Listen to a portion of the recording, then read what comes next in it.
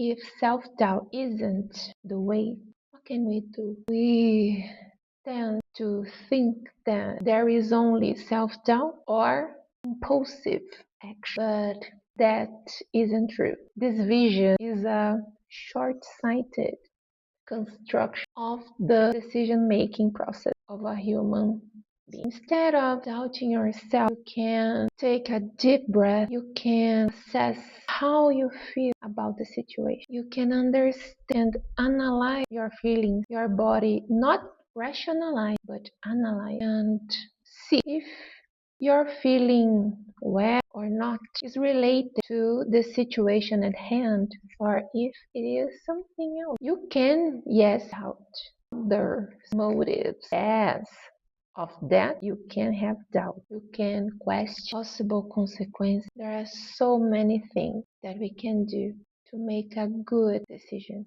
to give expression of our good heart and thought of others' well-being.